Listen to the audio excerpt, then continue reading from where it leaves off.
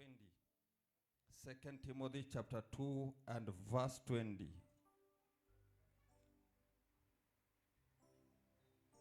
2 Timothy chapter 2 and verse 20. The weapon of God. The weapon of God. Chombo cha Mungu. Leo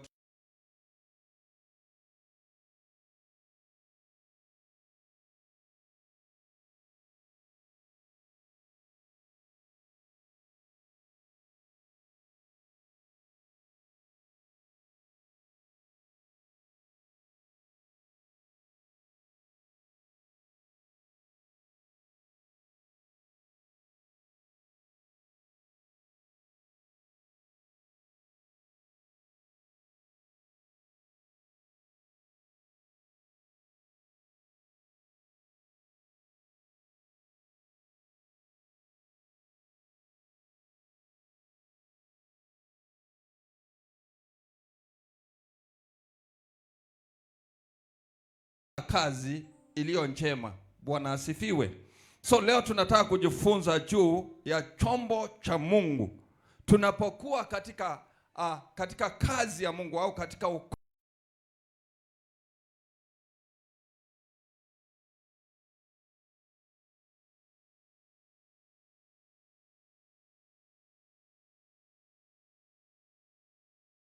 vyombo vya aina tofauti. Kuna vyombo, verse 20 inasema kwamba kuna vyombo vya fedha, kuna vyombo vya dhahabu, kuna vyombo vya udongo. Maandiko ikaendelea ikatuambia nini? Na kuna vyombo vilivyokuwa na heshima na kuna vyombo ambao havina heshima. Na verse 21 inasema, basi ikiwa mtu amejitakaza kwa kujitenga na hao, atakuwa chombo cha kupata heshima, kilichosafishwa, kimfaacho Bwana, kimetengenezwa kwa kila kazi iliyo njema. Bwana asifiwe. Leo tunajifunza juu ya chombo cha Mungu. Maandiko inasema kuna nyumba kubwa ambayo ni nyumba ya Mungu. Na katika nyumba ya Mungu kuna vyombo vya aina tofauti ambao vimetengwa na Mungu kwa sababu ya kazi yake. Na kuna vyombo vya fedha, na kuna vyombo vya dhahabu, na kuna vyombo vilivyokuwa na heshima, na kuna vyombo ambao havina heshima. Maana Bwana anasema kwamba nyumba yangu ni kubwa, ya shamba langu ni kubwa, na watenda kazi ni wachache. Na basi verse 21 ikatuambia kwamba basi ikiwa mtu amejitakasa kwa kujitenga na hao, atakuwa yeye mwenyewe atakuwa chombo cha kupata heshima. Atakuwa chombo cha kupata heshima katika wapi? Atakuwa chombo cha kupata heshima wapi? Katika nyumba ya Mungu. Huyo mtu atakuwa chombo cha kupata heshima, kilichosafishwa, kimfaacho Bwana, kimetengenezwa kwa kila kazi iliyo njema. Bwana asifiwe. Katika kazi katika nyumba ya Mungu ni vizuri ujifanye kuwa wewe ni chombo katika nyumba ya Mungu. Maana yeyote aliyoitwa katika ufalme wa Mungu, aliyoitwa katika uteua wa Mungu, Mungu amemfanya kuwa chombo. Tayari sisi ni chombo cha Mungu. Na ikiwa wewe ni chombo cha Mungu katika ufalme wa Mungu, basi Mungu anahitaji ukajitenge kuwa chombo kilicho na heshima katika kazi yake. Anahitaji ukajitenge kuwa chombo cha maana katika kazi yake. Kwenye ufalme wa Mungu, Mungu anahitaji vifaa, anahitaji vyombo vyake, anahitaji vyombo atakayetumia. Kwa maana injili yake ndiposa iwaguze wengine wasiojua. Ni Mungu amuinue mtu kumfanya kuwa chombo. Ni Mungu amteue mtu kumfanya kuwa chombo. Na ndivyo basi anasema ikiwa mtu amejitakasa na kujitenga na hao, atakuwa chombo cha kupata heshima. Kwa hivyo Mungu anatuhitaji kuwa vyombo vya heshima katika ufalme wake. Kwa maana kuna watu wanahitaji kuwa watu wa Mungu kupitia wewe. Unapokuwa chombo, Mungu anakutenga ndiposa ufalme wake ujengwe kupitia wewe. Bwana asifiwe. Ni vizuri ujue ya kwamba ukiwa umeingia katika ufalme wa Mungu, wewe ni chombo katika ule ufalme ambaye Mungu anahitaji akutumie. Atakutumia katika njia gani? Ndivyo anasema ya kwamba kuna vyombo vya fedha na kuna vya dhahabu, kuna vyombo vya udongo. Ina maana ya kwamba kila chombo kina nafasi yake ya kutumika katika idara fulani au katika pengo fulani au katika uwezo fulani. ambao cha fedha ni cha dhamana na cha udongo kina dhamana yake mbali ni kwa uchache. Ina maana Mungu ana nafasi kubwa katika kwa nyumba yake, maana nyumba yake ni kubwa, ambao amewaweka watu wake kuwatumia kuwa chombo. Na tunapotumika kuwa chombo, Mungu angehitaji aheshimiwe kupitia wewe. Ni vizuri unapomtumikia Mungu au unapokuwa katika uteua wa Mungu, ujue ya kwamba wewe ni chombo katika ufalme wa Bwana. Bwana asifiwe. Na kila chombo kinahitaji kitumike. Watu wanatumika katika idara tofauti, na Mungu angehitaji kutumia kuwa chombo katika ufalme wake. Basi ikiwa mtu amejitakasa kwa kujitenga na hao, Mungu atamtumiaje mtu kuwa chombo katika ufalme wake?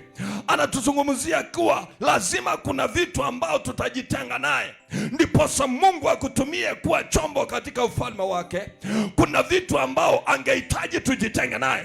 Basi ikiwa mtu amejitakasa kwa kujitenga na hao, atakuwa chombo cha kupata heshima, kilichosafishwa, kimfaacho Bwana. Bwana asifiwe. Ni vizuri ujue ya kwamba wewe ni chombo katika kingdom. You are the weapon in the kingdom of God, and God need to use you as a weapon. The kingdom of God will be manifested through you.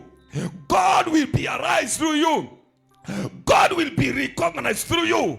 If you understand that you are the weapon in the house of God, you must separate yourself with other things.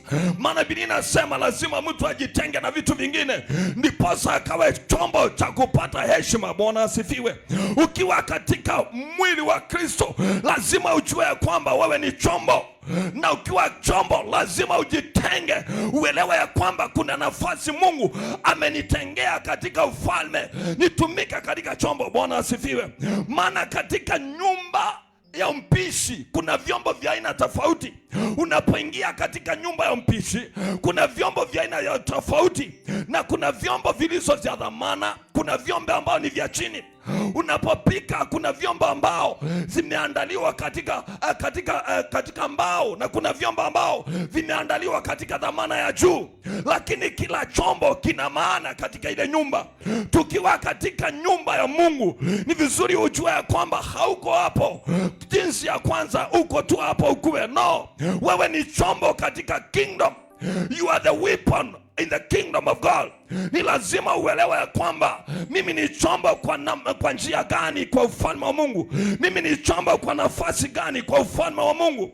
Maana Mungu anasema katika nyumba yake kuna vyombo vya aina tofauti ambao amevitenga kuheshimisha ufalme wake.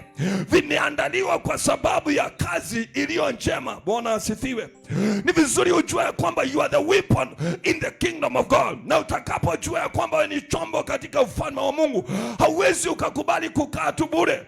Lazima umwambie Mungu, mimi ni chombo kwa nafasi gani? Mimi ni chombo kwa njia gani? Mimi ni chombo kwa pengo gani? Mimi ni chombo kwa hatua gani ambao Mungu ungehitaji nielekeze? Maana ufalme wa Mungu duniani utafanikishwa kupitia wewe utakaposimama kujua kwamba mimi ni chombo. Bwana asifiwe. Weapon of God. Bwana asifiwe. Vizuri ujue kwamba you are the weapon of God. In the book of Jeremiah chapter 51 and verse 20, Mungu anamwambia Jeremiah, anamwambia nini Jeremiah? Jeremiah chapter 51 and verse 20, Mungu anazungumza na Jeremiah mwenyewe, anamwambia wewe, you are the weapon, you are my weapon, wewe ni chombo changu. Bwana asifiwe. Ni vizuri ujue kwamba umeitwa uwe chombo. Umeteuliwa kutenganishwa na mambo ya dunia na ukamjua Kristo ili Mungu akutumie kuwa chombo. Wewe ni chombo katika ule ufalme ambao umeitanishwa naye. Wewe ni chombo kwa nafasi ambao Mungu ameipanga, na ndiposa akakuita kuwa mmoja ambao waliomwamini. Maandiko inasema nini? Mungu anamwambia Yeremia nini? Wewe ni lungu langu na silaha zangu za vita. Kwa wewe nitazivunja mataifa, na kwa wewe nitaharibu falme. Bwana asifiwe. Unapoelewa ya kwamba wewe ni chombo katika kazi na katika ufalme wa Mungu, utajua ya kwamba kuna kazi Mungu amekukabidhi umfanyie. Bwana asifiwe. Kuna kazi Mungu ameweka mikononi mwako. na katika hiyo kazi, Bwana asifiwe, hivyo ndivyo Mungu atainuliwa. Anamwambia Yeremia, wewe ni rungu langu na silaha zangu za vita. If you are a weapon of God in the world, wewe ni chombo cha Mungu katika duniani. Wewe ni chombo ambaye Mungu amemteua. Anamwambia Yeremia, wewe ni silaha zangu za vita. You are the weapon of war. Bwana asifiwe.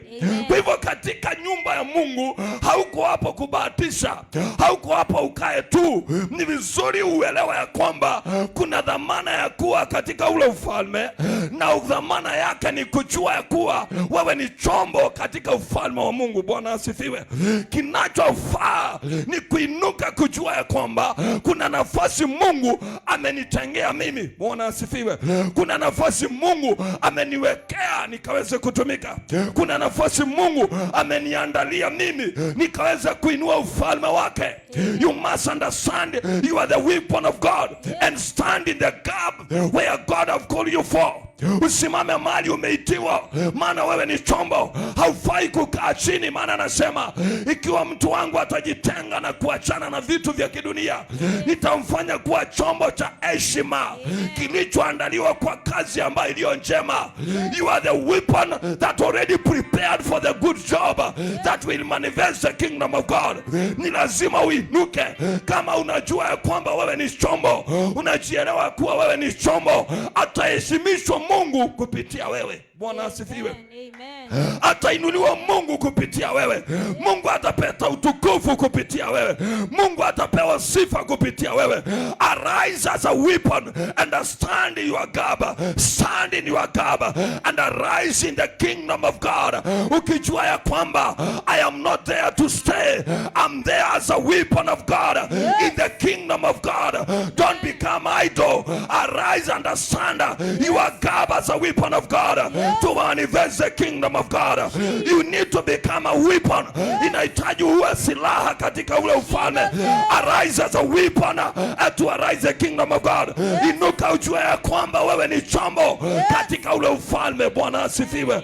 Mungu ameandaa vifaa vyake, na ndio Yesu anasema shamba langu ni kubwa, lakini watenda kazi ni wachache. Kwa maana watu wamekataa kuelewa ya kwamba hao ni vyombo walioteuliwa, wameitwa kwa sababu ya ufalme. Yesu anasema ya kwamba nyinyi ni wateua wangu, nyinyi ni wateua wangu. Ukijua wewe ni mteua, haujateuliwa ukiwa mteua kuwa mtu hivyo, no, umeteuliwa kuwa mteua kwa sababu wewe ni chombo katika ule ufalme. Bwana asifiwe. Weapon of God. Bwana asifiwe. Ninataka nikuambia kwamba arise if you are a weapon. If you are a singer, the kingdom of God will be glorified in the part of your gap. Mungu atainuliwa kwa nafasi yako, maana umejua ya kwamba mimi ni chombo. Kama wewe ni muombezi, arise and become an intercessor in the kingdom of God, because you are a weapon chosen in that gap.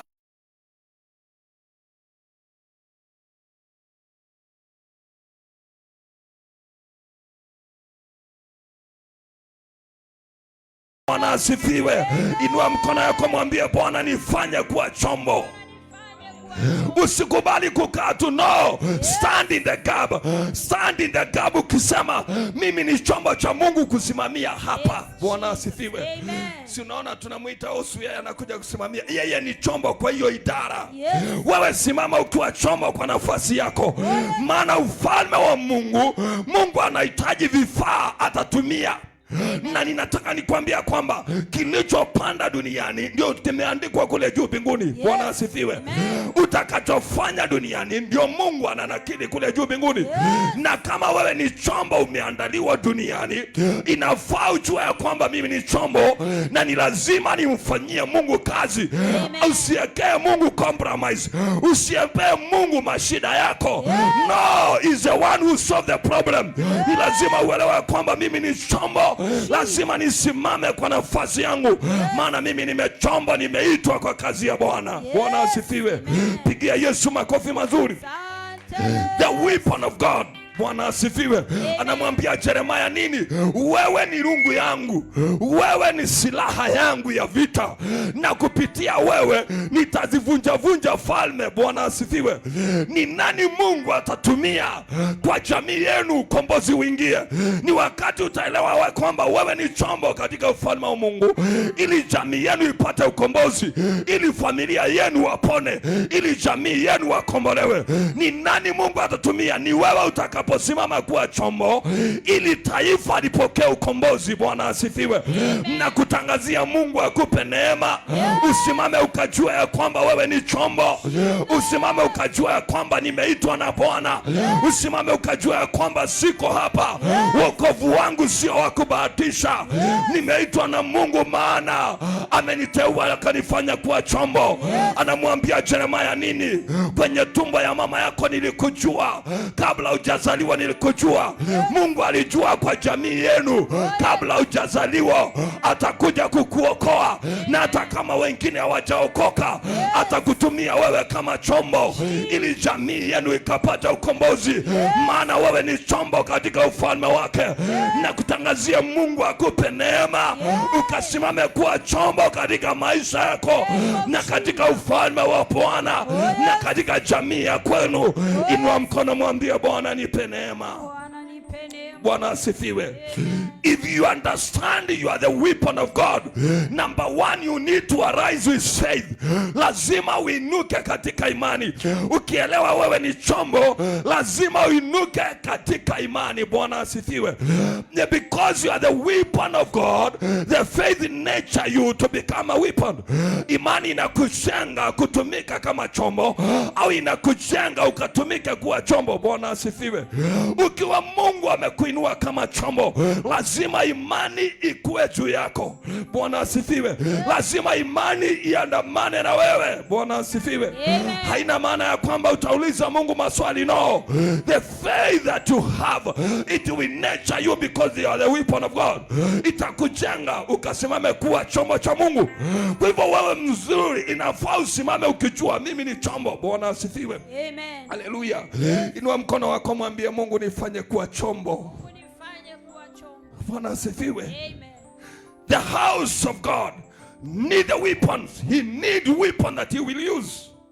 Ufalme wa Mungu hauwezi ukainuka pasipokuwa na vyombo Mungu ameandaa kutumia. Bwana asifiwe. Ufalme wa Mungu hauwezi ukatukuzwa ikiwa Mungu hajaandaa vyombo atakayetumia, ndiposa utukufu wake uweze kuinuliwa. Bwana asifiwe. Ukiwa hapa ni lazima ujue pengo lako. Nimeitwa kwa nafasi gani? Nimeitwa kwa nafasi gani? Even in administration position, katika njia tu ya administration imetosha. Wewe ni chombo kusimamisha administration ya huo ufalme wa Mungu uendelee. You are the weapon in that gap. Umeteuliwa ukasimame katika hiyo pengo. Bwana asifiwe. Kwa hivyo ni vizuri ujue kuanzia leo, don't stay idle. Kama Mungu amekuteua kuwa chombo, arise, maana Mungu anahitaji utukufu wake uinuliwe. Bwana asifiwe. Na utakapokosa kuinuka, anasema kuna vyombo vya heshima na kuna vile havina. Ni kwa sababu gani? Unapokosa kuelewa kwamba ni chombo, basi Mungu hata kuheshimisha. Mungu hata kuheshimiana. Mungu anaheshimisha wanaotambua kuwa hao ni vyombo vyake. Amen. Bwana asifiwe. Amen. Ikiwa utajua wewe ni chombo katika ule ufalme wa Mungu, Mungu hata kuheshimisha. Hallelujah. Number two, if you are the weapon of God, find a place to stand. Tafuta mahali pa kusimama. Have a place to stand. Kuwa na mahali pa kusimama, au tafuta mahali pa kusimama. You must have an altar to stand, to arise. You must have an altar to stand, a place to stand, mahali pa kusimama ambao utamtukuza Mungu hapo, na ndivyo Mungu aweze kuinuliwa. Bwana asifiwe. Ambia aliye karibu na wewe uko na mahali pa kusimama. Bwana asifiwe. Bwana asifiwe. Kwa sababu Mungu anahitaji pia msimamo katika vyombo vyake. Lazima ukuwe na mahali pa kusimama, standing ground. Lazima ukuwe na standing ground, mahali utamtukuza Mungu hapo, na mahali Mungu amekutengea wewe ukatumike kuwa chombo. Bwana asifiwe. Weapon of God, do you have a place to stand? Unaelewa mahali pako pa kusimama? Tukiwa katika hapa kanisani hapa, wewe simama kwa pengo lako, stand there and fill that gap. Hapa kwa kanisa iliwe, stand in that gap, simama katika hiyo pengo hapo, simamia hiyo position, naye Mungu atatukuzwa kupitia wewe, kupitia hiyo nafasi unasimama. Have a place to stand. Bwana asifiwe. Kwa sababu chombo kile Mungu ameteua akaweze kuheshimisha ni chombo ambao kinaelewa mahali ambapo kitasimama. Bwana asifiwe. Haleluya. Kwa hivyo ukiwa chombo cha Mungu, have a place to stand. Lazima ukuwe na mahali pa kusimama. Bwana asifiwe. Number 3, be patient to wait God, because you are the weapon of God. 2 Timothy that chapter 2 and verse 22 inasema nini?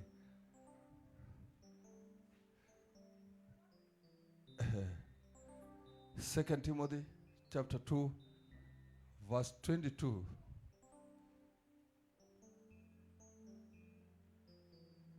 Lakini zikimbie tamaa za ujanani, ukafuate haki na imani, upendo. Sikiza vizuri.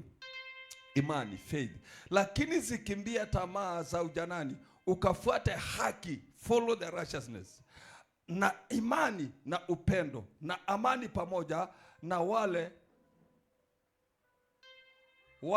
wamuitao Bwana kwa moyo safi. Unasikia vizuri? Ikiwa utajielewa wewe ni chombo, inasema kwamba zikimbie, lakini zikimbie tamaa za ujanani, ukafuate haki na imani. Hivyo nimesema kwamba have faith, ukuwe na imani, upendo, pamoja na wale wamuitao Bwana kwa moyo safi. Utakapojielewa wewe ni chombo, zikimbie tamaa za ujanani, ukafuate haki ya Mungu na imani na upendo, na amani iwe juu yako, pamoja na wale wamuitao Bwana kwa moyo safi. Ina maana ya kwamba hautaandamana na watu ambao ni wa ulimwengu, hautaandamana na vitu ambao ni vya ulimwengu. Lazima ukuwe mtu anayependa haki ya Mungu, na mtu anayetembea na upendo, na mtu anayetembea na imani, pamoja wa kuwa mtu wa kupenda amani. Bwana asifiwe. Na kuwa mtu wa moyo safi. Ikiwa Mungu amekuteua kuwa chombo, lazima haki uwe ndani yako, lazima uwe mtu wa imani, lazima uwe mtu wa upendo. Bwana asifiwe. Lazima uwe mtu wa upendo na mtu wa kupenda amani, sio mtu wa vita, sio mtu wa ugomvi. Uwe mtu wa kupenda amani, pamoja na wale wamuitao Bwana katika moyo safi. Lazima uwe mtu wa moyo safi. So nimesema ya kwamba imani iwe pamoja na wewe, place to stand, lazima uwe na mahali pa kusimama. Verse 23 inasema nini? Hii ni chombo inazungumziwa ambao Mungu ametenga kwa kazi yake, lakini uyakatae maswali ya upumbavu ya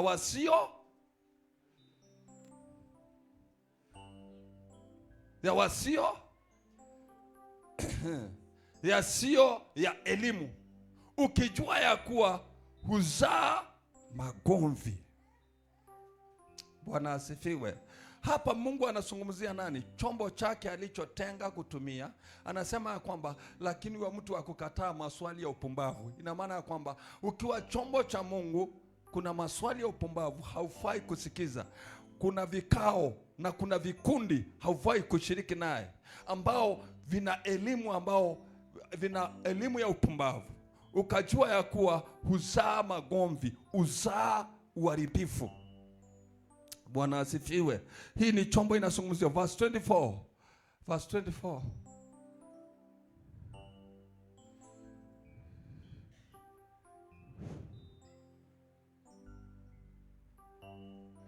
Tena hayumpasi mtumwa wa Bwana kuwa mgomvi, mbali kuwa mwanana kwa watu wote, awezaye kufundisha, mvumilivu, patient. So number 3, I was touching that message. Number 3, patient. Watu wote, awezaye kufundisha, mvumilivu, patient. If you become a weapon of God, na ukielewa kwamba ni chombo cha Mungu, inahitaji uwe mtu mvumilivu. Haleluya. Mtu wa kujua kufundisha, mtu mvumilivu. So nilikuwa nasema kwamba patient is a result that you are the weapon of God. Ukiwa wewe ni mtu wa kuweza kuvumilia na kungojea Mungu, Mungu mwenyewe atakufanikisha ukiwa chombo chake. Verse 25. Akiwaonya kwa upole wao washindanao naye, ili kama ikiwezekana Mungu awajalie ili watubu na kuijua kweli. Bwana asifiwe. Hapo Mungu anajaribu kusungumzia chombo chake, ya kwamba akiwaonya wale kwa upole, sio kwa hasira. Anasema akiwaonya wale kwa upole wao washindanao naye, ili kama ikiwa wawezekana Mungu awajalie ili watubu na kuijua kweli, wajue ukweli. Verse 26.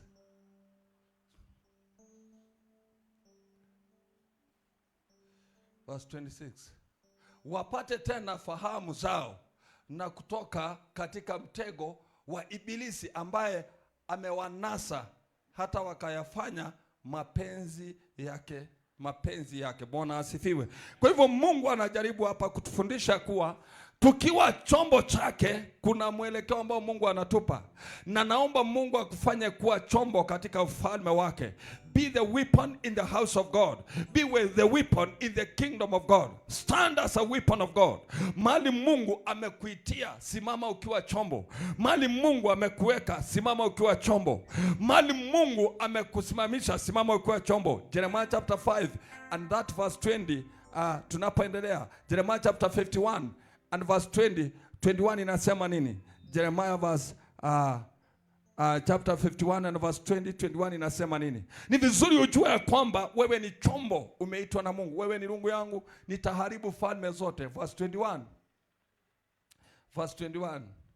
Wewe ni rungu langu na kwa wewe nitavunja farasi na yeye apandaye, na kwa wewe nitavunja gari la vita na yeye achukuliwae ndani yake. Verse 22.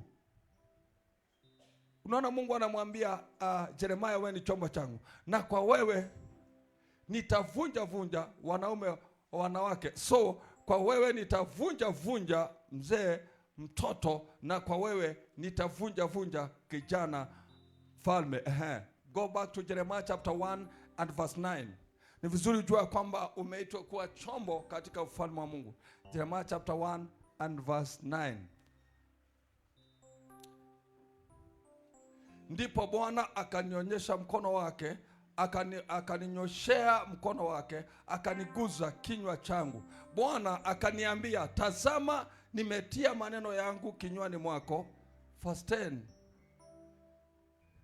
Angalia, nimekuweka leo juu ya mataifa na juu ya falme, ili kung'oa, kubomoa na kuharibu na kuangamiza, ili kujenga na kupanda. Bwana asifiwe.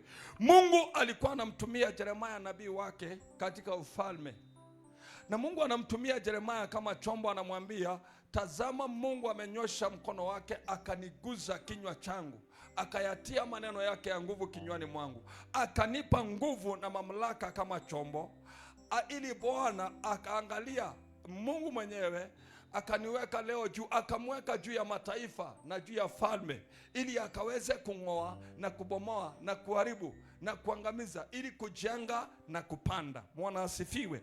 Kwa hivyo Mungu alikuwa amempa Jeremiah mamlaka katika ufalme kwa sababu amemteua kuwa chombo. Bwana asifiwe. Inua mkono wako, mwambie Bwana, nifanye kuwa chombo. Simama na miguu yako kwa jina la Yesu. Mfalme mwema, mwaminifu,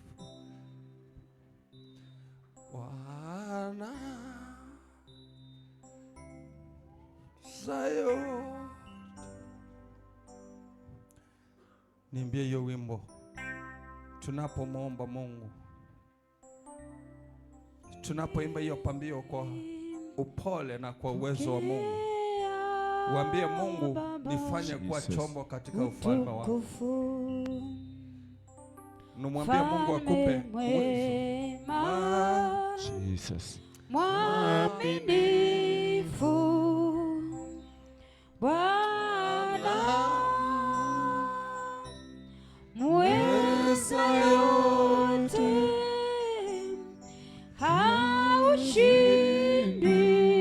haushindwi, una nguvu. Pokea Baba utukufu. Mfalme mwema, Mfalme mwema,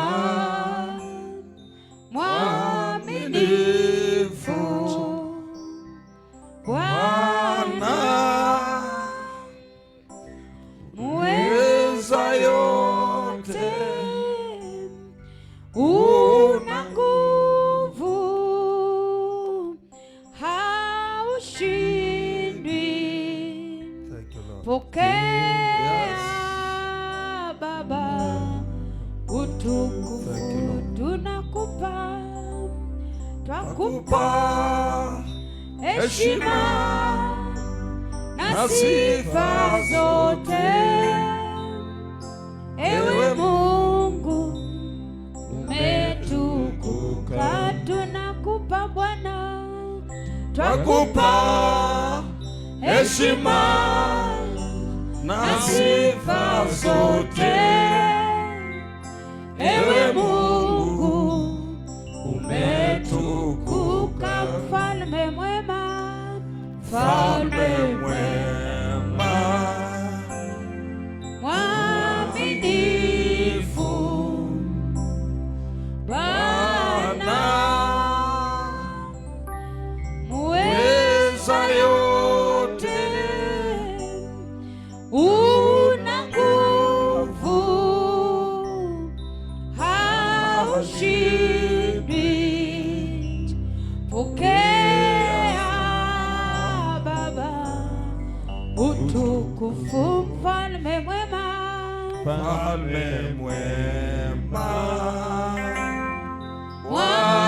mwaminifu Bwana, thank you Lord.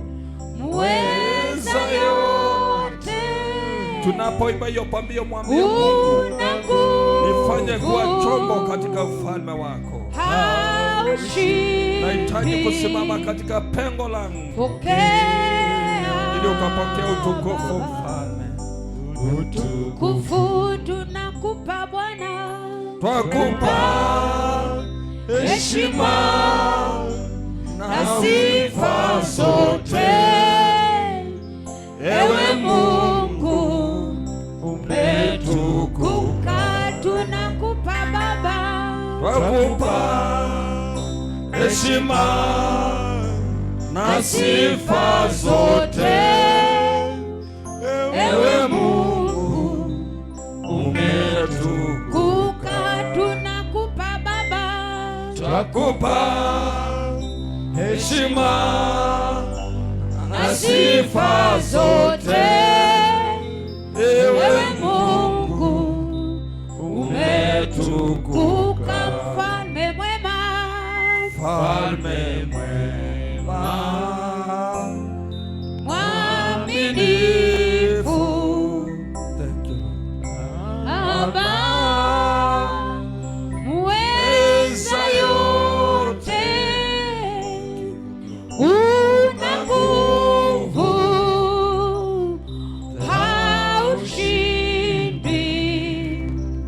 Pokea Baba utukufu. Mfalme mwema, Mfalme mwema, mwaminifu Baba, muweza yote, una nguvu, haushindwi.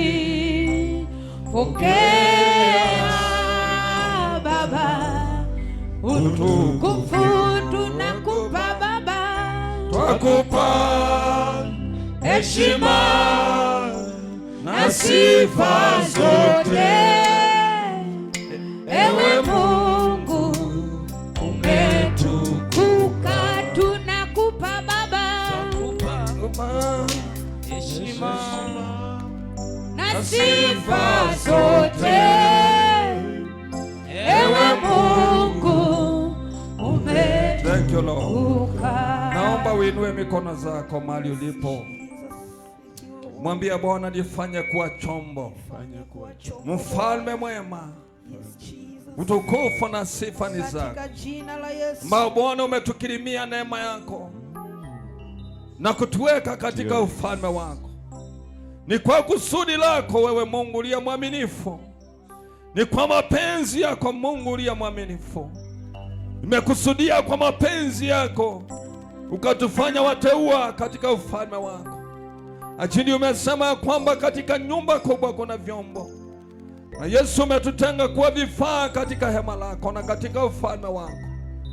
Tuomba uwezo na neema zako, tuomba uwezo na utukufu wako, tuomba uwezo na fadhili zako juu yetu, tuomba uwezo na utukufu wako. Tukirimie neema zako mfalme mwema, fadhili zako ni za milele, zinaishi daima kwa wenye haki, maana wewe ni Mungu mwenye haki. Tunakutukuza mfalme wa amani, tujulishe kuwa katika ufalme wako sisi ni vyombo ambao umeteua kwa kazi njema iliyo na heshima. Ni kwa sababu ya ufalme wako mfalme. Tujulishe kuwa siku ya leo mfalme umetujulisha kuwa sisi ni vyombo vya heshima ambao umetenga kwa kazi ambayo iliyo njema. Hili ni kwa sababu ya utukufu wa ufalme wako. Tunakutukuza mfalme wa majeshi, tunakutukuza mfalme wa amani, tunakutukuza Mungu mwenye mwema, tunakutukuza Mungu mwenye uwezo. Jina lako likaimiliwe na likainuliwe. Tujulishe tukakutambue katika wema, tujulishe tukakutambue katika haki. Umetukirimia neema yako, umetukirimia fadhili zako, umetukirimia utukufu wako, ili jina lako likuinuliwe kupitia sisi. Tutambua kuwa sisi ni vyombo vya heshima, umeteua ni kwa sababu ya ufalme wako. Tunakuinua siku ya leo mfalme, tupe ufunuo wa kutambua pengo zetu, tupe ufunuo wa kukujua zaidi, tupe ufunuo wa kukutumikia, tupe ufunuo wa kujua pengo zile umetuteulia. Ni kwa sababu ya kazi yako mfalme, ili jina lako likainuliwe, jina lako likatukuzwe, jina lako likaimiliwe mfalme. Asante kwa sababu wewe ni mwema. Asante Bwana. Asante mfalme mwema. Asante maana unaweza. Jina lako litatukuzwa mfalme. Litukuzwe milele mfalme. Wewe ni baba wa wote. Ndio Bwana. Mungu mwenye haki. Yes. Takatifu wa watakatifu. Tunakutukuza na kusema wema wako. Asante Bwana. Uje juu yetu tukajue wewe umetufanya kwa chombo katika ufalme wako. Ndio Bwana wa majeshi. Asante mfalme wa amani. Asante Bwana. Asante kwa neno lako. Asante Masihi. Asante kwa ujumbe wako. Asante Yesu. Asante kwa yale tumesikia. Asante Bwana. Ni asante kwa yale umetufundisha. Asante mfalme. Asante kwa yale umetunenea. Asante Yesu. Tunaomba mfalme ukatuweke pengo. Ndio Bwana. Katika kazi yako. Ndio Yesu. Tutumia katika vyombo vya heshima. Ndio. Na katika vitengo vya heshima. Ndio. Ili ukatuhesabia haki. Ndio Bwana. Tunakutukuza maana wewe ni Mungu. Asante Masihi. Asante mfalme wa amani. Asante Bwana. Asante mfalme wa amani. Asante Yesu. Pokea sifa na utukufu. Pokea sifa Bwana. Kwa sababu unastahili. Unastahili Bwana. Kwa jina la Yesu Kristo. Yes, Jesus. Bwana tumeomba na kuamini. Amen. Inua tu mkono wako kama unajua wewe ni chombo katika kazi ya Mungu. Naomba ili neno likakupe neema. Na neno la Mungu likakukuze. Na neno la Mungu likakuinue. Yes, Jesus. Na neno la Mungu likabadilisha maisha yako. Ndio Bwana. Na neno la Mungu likajenge imani yako. Jenga imani zetu. Na neno la Mungu likakuinue. Ndio Bwana. Naomba ili neno likakuhifadhi. Yes, Jesus. Naomba ili neno likakupe mwelekeo. Yes. Naomba ili neno likakuongoze. Yes, Ni kwa Lord. sababu ya kazi ya Bwana. Yes, Lord. Ni kwa sababu ya kazi ya Kristo. Yes, Jesus. Ni kwa sababu ya ufalme wa Mungu, Ndio Bwana. ili yeye akatukuzwe kupitia wewe. Yes, Naomba Lord. neema ya Bwana ikaje juu yako. Neema yako Bwana. Naomba utukufu wa Bwana ukaje juu yako, Utukufu wako Masihi. ili Mungu akakufanye kuwa chombo Fanye kuwa katika vyombo ufalme Bwana. wake. Ndio Yesu. Tunakutukuza Jehova, Asante Bwana. tunakutukuza Mfalme.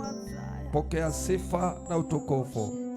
Rehema zako ni za milele. Ndio Bwana. Kwa jina la Yesu Kristo, Yes, Lord. Bwana, tumeomba na kuamini. Amen. Pigia Yesu makofi mazuri. Thank you, Jesus. Thank you Jesus. Okay, nitahitaji kuona partners.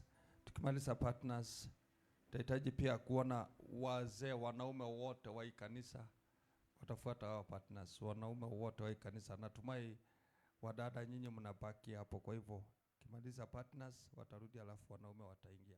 Thank you. May the grace